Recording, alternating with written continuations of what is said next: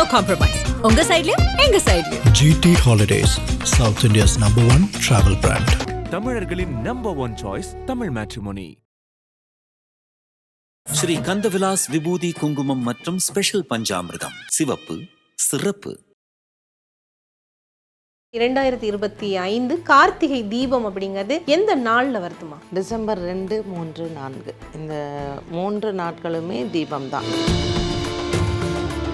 என்னைக்கு கார்த்திகை அன்னைக்கு பௌர்ணமி திதி வரும். அன்னைக்கு தான் அண்ணாமலையார் வந்து ஏகன் அநேகனாகி அநேகன் ஏகனாவது அப்படின்னு. ஸோ சுவாமி வந்து உலகத்திற்கு வீடுகளில் என்ன பண்ணணும்னா, திருவண்ணாமலையில் வந்து அங்கே ஜோதி ஏற்றுறாங்க இல்லைங்களா, மலையில் ஏற்றின பிறகு தான் நம்மளும் வீடுகளில் ஏற்றணும்.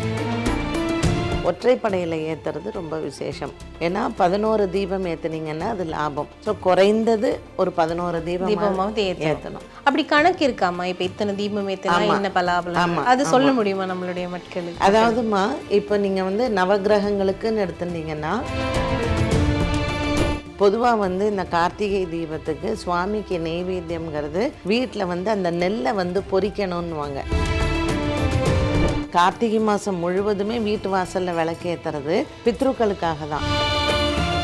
புதுவகல் வந்து வீட்டில் ஏற்றிட்டு பரணி தீபத்தன்று கண்டிப்பாக உங்கள் வீட்டு பக்கத்தில் இருக்கிற கோவிலில் போய் 2 விளக்கு ஏற்றணும். ஏன்னா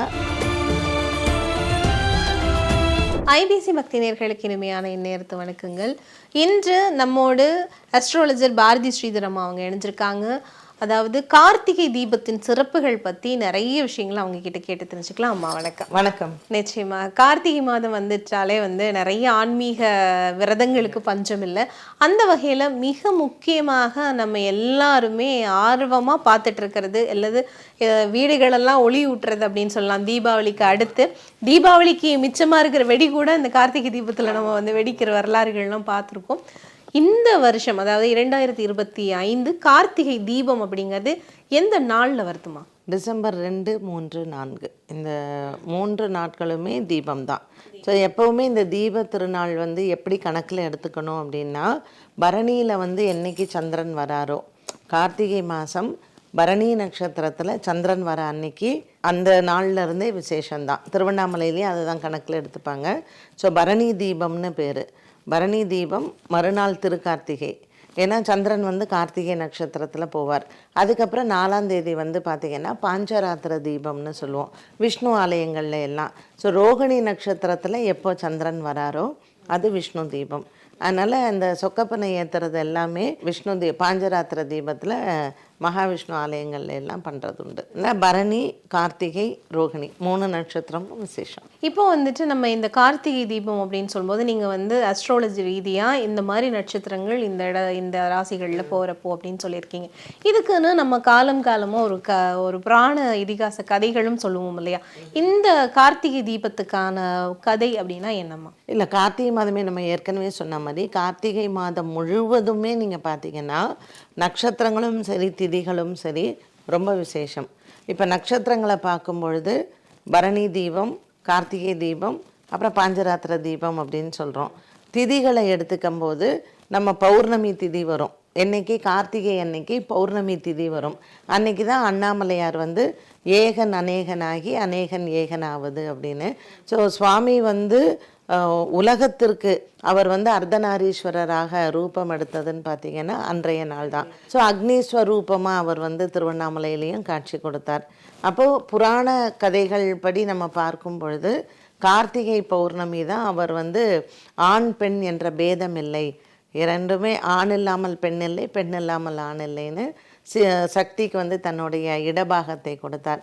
ஸோ திருவண்ணாமலையில் வந்து மேலே எப்போ அந்த ஜோதி எரியுதோ இங்கே வந்து பார்த்திங்கன்னா சுவாமி வந்து அந்த அர்த்தநாரீஸ்வரர் இப்படி ஒரு நிமிஷம் வந்துட்டு அப்படி போயிடுவார். அதனால் அந்த திருவண்ணாமலையில் ஏற்ற அந்த ஜோதி தரிசனத்தை பார்க்கறதுக்கு வந்து ஒவ்வொரு வருடமும் காத்திருக்கிற நம்மளுமே வீடுகளில் என்ன பண்ணணும்னா, திருவண்ணாமலையில் வந்து அங்கே ஜோதி ஏற்றுறாங்க இல்லைங்களா, மலையில் ஏற்றின பிறகு தான் நம்மளும் வீடுகளில் ஏற்றணும். நிச்சயமாமா. இப்போ வந்து இந்த 3 நாள் கணக்கு அப்படி சொல்றீங்க இல்லையா? 3 நாள், சில பேர் வந்து 3 நாள் ஏற்றுவாங்க, சில நேரம் பேர் வந்து 5 நாட்கள்லாம் ஏற்றினா நான் பார்த்துருக்கேன். உண்மையாகவே வந்து வீடுகளில் எப்போ, அதாவது இந்த வருஷத்துல எப்போ தீபம் ஏற்றணும், என்ன நேரம் ஏற்றணும், எத்தனை தீபங்கள் வந்து குறைந்தபட்சம் ஏற்றணும்? அதாவது பரணி தீபத்துலேருந்து ஆரம்பிக்கலாம். இப்போ கார்த்திகை மாதம் முழுவதுமே ஏற்றணும். அப்படி பார்த்திங்கன்னா வீடு வாசலில் வந்து நம்ம வீட்டுடைய நிலக்கால் இருக்குது இல்லைங்களா, நிலக்கால் வாசலில் 2 விளக்கு டெய்லி கார்த்திகை 1ஆம் தேதியிலேருந்து 29ஆம் தேதி வரைக்கும் ஏற்றணும். டெய்லி ஏற்றணும். முடியாதவர்கள் பரணி, கார்த்திகை, அந்த விஷ்ணு கார்த்திகை 3 நாளும் கண்டிப்பாக ஏற்றணும். ஸோ டிசம்பர் 2, 3, 4 இந்த 3 நாட்களும் ஏற்றணும். எப்பொழுதுமே வந்து பார்த்திங்கன்னா ஒற்றைப்படையில் ஏற்றுறது ரொம்ப விசேஷம். ஏன்னா 11 தீபம் ஏற்றுனீங்கன்னா அது லாபம். ஸோ குறைந்தது ஒரு 11 தீபமாவது ஏற்றணும். அப்படி கணக்கு இருக்காமா? இப்போ இத்தனை தீபம் ஏற்றினா என்ன பலாபலம், அது சொல்ல முடியுமா நம்மளுடைய மக்களுக்கு? அதாவதுமா இப்போ நீங்கள் வந்து நவகிரகங்களுக்குன்னு எடுத்துட்டீங்கன்னா ஒரே ஒரு தீபம் ஏற்றுனீங்கன்னா அது சூரியனுக்கு உண்டானது. 2 தீபம் ஏற்றும் பொழுது சந்திரன். அப்போ நம்ம வீடுகளில் வந்து எப்பொழுதுமே வாசலில் 2 தீபம் ஏற்றணும். ஒரு குடும்பம் அப்படிங்கிறச்சு சந்திரனுக்கான தீபம். 3 அப்படிங்கிறது குரு பகவானுக்கு. 4 அப்படிங்கிறது ராகு. ஸோ பொதுவாக வீடுகளில் 4 விளக்கு ஏற்றக்கூடாது. 5 அப்படிங்கிறது புதன், அது வியாபார ஸ்தலங்களில் ஏற்றலாம். 6 அப்படிங்கிறது வந்து சுக்கிரன், நம்ம வீடுகளில் 6 விளக்கு ஏற்றலாம். 7 வந்து ஏற்றக்கூடாது, அது கேத்துக்கானது. 8 வந்து சனிக்கானது. ஸோ வீடுகள்லேயும் 8 ஏற்ற மாட்டாங்க. 9 அப்படிங்கிறது வந்து நவகிரகங்களுக்காகவும் ஏற்றுவாங்க. 9ஆம் நம்பர் அப்படிங்கிறது செவ்வாய்க்கு. ஸோ 9 ஏற்றும் போது வீடுகளில் சண்டை வந்துட்டே இருக்கும். அதனால் 9 வேண்டாம். 10 அப்படிங்கும் பொழுது இந்த தசமத்தை விட லாபம் 11 ஏற்றும் பொழுது ரொம்ப விசேஷமாக இருக்கும். அதனால் வீடுகளில் வந்து 11, 13, 15 அப்படி வந்து நம்ம ஏற்றலாம். நிச்சயமாம்மா. இப்போ விளக்கு ஏற்றுறப்போ சில பேருக்கு கேள்வி இருக்கும். அதாவது வாசல் படியிலிருந்து வீட்டுக்குள்ளே விளக்கு ஏற்றிட்டு வரணுமா, அல்லது வீட்டுக்குள்ளே இருந்து வெளியில் விளக்கு ஏற்றணுமா? என்ன பண்ணணும்னா பொதுவாக வந்து இந்த கார்த்திகை தீபத்துக்கு சுவாமிக்கு நெய்வேத்தியம்ங்கிறது வீட்டில் வந்து அந்த நெல்லை வந்து பொரிக்கணும்னுவாங்க. நெல் வந்து அதை பொரித்து நல்லா புடச்சிட்டு வெல்லத்தை வந்து பாகு வச்சு அதில் ஊற்றி அந்த இதை கலரணும். ஸோ அரிசியும் வெல்லமும் சேர்ந்து அப்படி இறுகின மாதிரி பிடிச்சா வீட்டில் வந்து குடும்பம் அந்த மாதிரி ஒரு பாண்டிங்கோடு இருக்கும். ஒரு அண்ணன் தங்கையாக இருக்கட்டும், கணவன் மனைவியாக இருக்கட்டும், அந்த உறவுகள் வந்து பலப்படுறதுக்கு நெல் அரிசி பொரியும் நெல் பொரியும் அதை வந்து அதுதான் நெய்வேத்தியம் பண்ணுவாங்க சுவாமிக்கு. இல்லைன்னா கடலை உருண்டை செய்வாங்க. இது 3ம் கார்த்திகை தீபத்தில் நம்ம நெய்வேத்தியத்துக்காக வைக்கிறது தான் சுவாமிக்கு. உள்ளே வந்து நம்ம எத்தனை தீபம் நீங்கள் ஏற்ற போகிறீங்களோ மெயினாக 2 குத்து விளக்கு ஏற்றி, குத்து விளக்கு முன்னாடி நம்ம ஏற்ற வேண்டிய தீபங்கள் எல்லாம் ஏற்றிட்டு குத்து விளக்கு ஏற்றி நெய்வேத்தியம் பண்ணிவிட்டு உள்ளேருந்து எடுத்துகிட்டு போய் தான் வெளியில் வைக்கணும். முதல்ல நம்மளுடைய சுவாமி ரூமில் தான் எல்லாத்தையும் ஏற்றணும். அதுக்கப்புறம் நீங்கள் வெளியில் எடுத்துகிட்டு போய் வைக்கலாம். அதுதான் முறை. ஸோ சுவாமிக்கு விளக்கேற்றி நெய்வேத்தியம் பண்ணிவிட்டு ஆர்த்தி எடுப்பாங்க. ஆர்த்தி எடுத்து ஆர்த்தியை கொண்டு போய் சுற்றிட்டு அதுக்கப்புறம் இந்த விளக்கெல்லாம் எடுத்து வைப்பாங்க. ஏன்னா அந்த விளக்கெல்லாம் எடுத்து வச்சிட்டோன்னா அது எரிஞ்சு அது அணைஞ்சும் போயிடும்.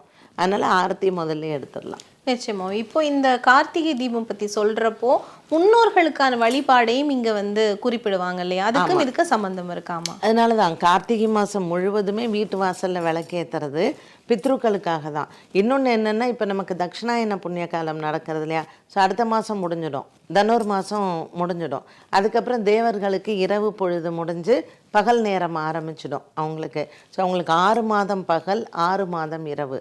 இப்போ தேவர்களுக்கு வந்து பார்த்திங்கன்னா அந்த காலை பொழுது, அந்த விடியல் பொழுதாக இருக்கும் பொழுது தேவர்கள் எல்லாருமே போய் பிரம்மா விஷ்ணு சிவனை பூஜை பண்ணுறாங்க. ஸோ அந்த நேரத்தில் நம்ம வீட்டு வாசலில் விளக்கேற்றி நம்மளும் அந்த தேவர்களினுடைய ஆசீர்வாதம், பித்ருக்களினுடைய ஆசீர்வாதம்லாம் நம்மளும் வாங்கிறதுக்கு தான். ஸோ டெய்லியே விளக்கேற்றோம். நிச்சயமா. நம்மளுடைய கார்த்திகை தீப திருநாளில் வந்து கோவில்களில் வந்து ஒரு பெரிய எரிச்சு விடுவாங்க. அதாவது சொர்க்கப்பனை அப்படின்வாங்க. அதனுடைய பனை, சொர்க்கப்பனை அப்படின்வாங்க. இந்த சொர்க்கப்பனை அப்படிங்கிறது அதனுடைய தாற்பயம், அதனுடைய உண்மையான விளக்கம் அப்படிங்கிறது, அதாவது அதுக்கு 2-3 இது சொல்லுவாங்கன்னு வச்சுக்கோங்களேன். இப்போ நம்ம இங்கிலீஷில் கேம்ப் ஃபயர்னு சொல்கிறோம். ஸோ அந்த காலத்தில் கிராமங்கள் தானே அதிகமாக இருந்தது. ஸோ அந்த ஒரு சிவன் கோவில், ஒரு விஷ்ணு கோவில் இருக்கும், எல்லை தெய்வங்கள் இருக்கும், ஒரு மாரியம்மன் கோயில் இப்படி இருக்கும். ஸோ விஷ்ணு கோவில்லையும் சரி சிவன் கோயில்லையும் சரி அந்த பனை ஓலையை வந்து ஃபுல்லாக அதில் கட்டி கோவில் வாசலில் அது வந்து அன்றைய நாளில் ஏற்றுவாங்க. ஸோ 2 விஷயங்கள். ஒன்று, ஊர் ஜனங்கள் எல்லாம் ஒன்று சேர்ந்து ஒரு குளிருக்காக எல்லாரும் அந்த கேம்ப் ஃபயர் மாதிரி அந்த இடத்துல வந்து அப்போல்லாம் என்டர்டெயின்மெண்ட்டும் கிடையாது. ஸோ கோவில் தான் உங்களுக்கு என்டர்டெயின்மெண்ட்டே. அதனால் கோவிலில் எல்லாரும் ஒன்று கூடி அந்த குளிருக்காக பனை ஓலையை எரித்து உட்கார்ந்தாங்கன்னு ஒரு கதை உண்டு. இன்னொன்று என்ன அப்படின்னா, சுவாமிக்கும் திருஷ்டி. ஸோ கோவிலில் இருக்கக்கூடிய விஷயங்களில் சுவாமிக்கும் அந்த திருஷ்டி எடுக்கிறது வந்து அந்த சொக்கப்பனை ஏற்றி திருஷ்டி எடுப்பாங்க சுவாமி. நிச்சயமா அந்த எரிந்து போன அந்த சாம்பலை எடுத்து நெய்யில குழப்பி அதெல்லாம் பொட்டாக இடுவாங்க. அதனுடைய திருஷ்டி, அது வந்து திருஷ்டி திருஷ்டிக்காக தான் நம்ம வந்து சுவாமிக்கு எரிச்சது அப்படின்னு சொல்லிட்டு நம்ம எடுத்துகிட்டு வந்து அதையும் வச்சுப்பாங்க. ஸோ இந்த கார்த்திகை மாதம் வந்து எல்லா ஆலயங்கள்லையுமே வந்து பார்த்திங்கன்னா இரவு நேர பூஜைகள் தான் ரொம்ப சிறப்பாக இருக்கும்.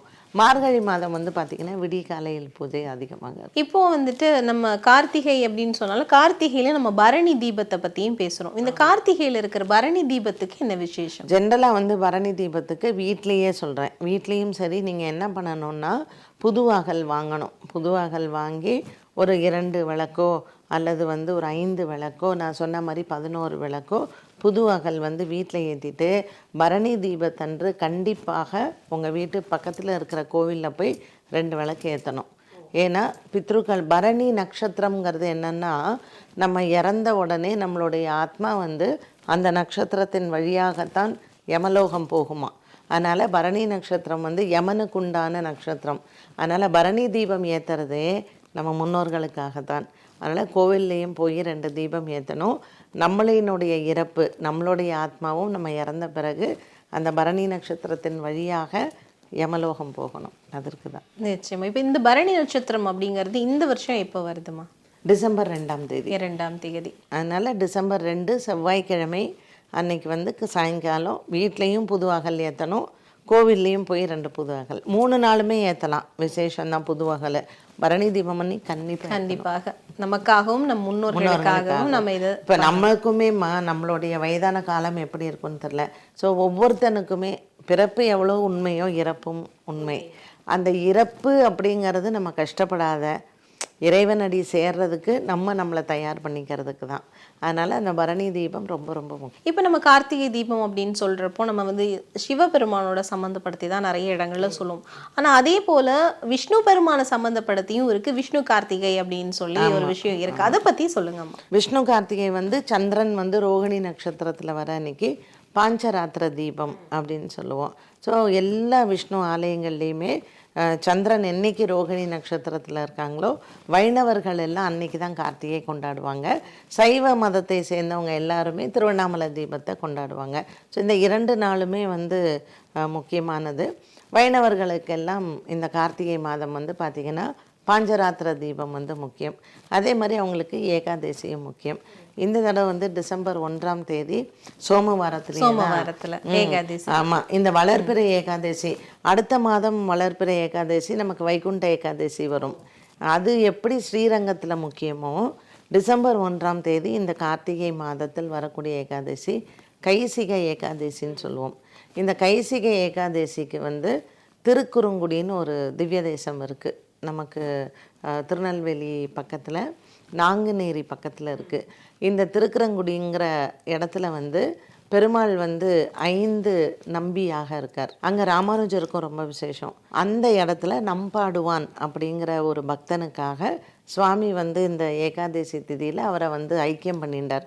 அதனால் அந்த திருக்குறங்குடி கோவிலில் வந்து இந்த ஏகாதசி திதி அன்னைக்கு அந்த புராணத்தை, நம்பாடுவானுடைய புராணத்தை, கைசிகை புராணம்னுவாங்க, அதை அபிநயம் பிடித்து ஆடுவாங்க. ஸோ அது ரொம்ப விசேஷம் கார்த்திகை மாதம். நிச்சயமா. அதாவது கார்த்திகை மாதம் முழுவதிலுமே வந்து பார்த்தீங்கன்னு சொன்னால் பயங்கரமான விசேஷம். பாருங்களேன், முருகனுக்கு சோமவாரம் விசேஷம், சிவபெருமானுக்கு விசேஷம், கார்த்திகை மாதம் ஹரிஹர சுதனான ஐயப்பனுக்கு விசேஷம், பெருமாளுக்கு விசேஷம். இப்படி கார்த்திகை மாதம்னாலே விசேஷம்தான். நம்மளுடைய மூத்தோருக்கும், அதாவது நம்ம முன்னோர்களுக்கும் அது வந்து ரொம்ப விசேஷம். அவர்களை வழிபாடுவதற்கான ஒரு, அதாவது கார்த்திகை மாதம் எவ்வளோ தூரம் எல்லா விதத்துலேயும் நமக்கு ஆன்மீகத்தில் முக்கியமோ தனுர் மாதம் அடுத்த வரக்கூடிய மார்கழி மாதமும் அதே போல் விசேஷங்கள் தான். அதாவது இந்த கார்த்திகை மாதத்துல இருக்கிற குறிப்பாக வந்து நம்ம இந்த தீபம் தொடர்பிலான பல விஷயங்களை வந்து நம்மளுடைய நேர்களுக்கு பலருக்கு பல கேள்விகள் இருக்கு. இப்போ நான்லாம் கேட்டதெல்லாம் எனக்குள்ள இருக்கிற கேள்வி, மேபி இந்த கேள்வி வந்து எங்களுடைய நேர்களுக்கும் இருக்கு. விளக்கெல்லாம் எப்படி வைக்கணும், வீட்டுக்குள்ள இருந்து வெளில எடுத்துட்டு வரணுமா, வெளில இருந்து உள்ள எடுத்துட்டு போகணுமா? ஏன்னா நம்மளுக்கு ஒரு உள்ள வந்து ஒரு இருக்கு இல்லையா, இன்னைக்கு வந்து பயப்படுவாங்க. தெரியவே இல்லைம்மா, தெரியாது தெரியறதும் இல்லை. அண்ட் இன்னொன்று வந்து வெளிநாடுகளில் போய் செட்டில் ஆனவங்க, இப்போ ஆஸ்திரேலியாவில் கனடாவில், அவங்களுக்கெல்லாம் தெரியறதே இல்லை, பெரியவர்களும் இல்லை சொல்கிறதுக்கு. அதனால் இந்த ஐபிசி தமிழ் நம்மளுடைய பக்தி சேனல் மூலமாக, அது உங்களுடைய கேள்விகள் மூலமாக நேயர்களுக்கும் அது ரொம்ப பயனுள்ளதாகவே அமைஞ்சிருச்சு. நிச்சயமாமா, அவர்களும் அனைத்து பயன்களையும் பெறணும். இந்த கார்த்திகை தீப திருநாளில் அவர்களுடைய வாழ்க்கையும் ஒளிமயமாகணுன்றதான் எங்களுடைய பிரார்த்தனை. இந்த விஷயங்கள் எல்லாத்தையும் வந்து எங்களுக்கும் எங்களுடைய நேயர்களுக்கும் சொன்னதுக்கு உங்களுக்கும் இந்த தருணத்துக்கும் ரொம்பவே நன்றிங்கம்மா.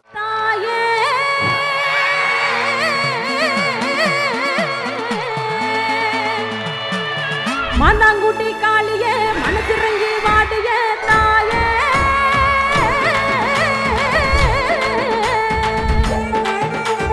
நெருப்பின் மேலாடிடும் அக்கினி காளியே நீயே. ஆஹா, நோ காம்ப்ரமைஸ். உங்க சைடுலயும் எங்க சைடுலயும். GT Holidays, South India's #1 travel brand. தமிழர்களின் number one choice Tamil matrimony. Sri Kandavilas விபூதி குங்குமம் மற்றும் ஸ்பெஷல் பஞ்சாமிர்தம். சிவப்பு, சிறப்பு.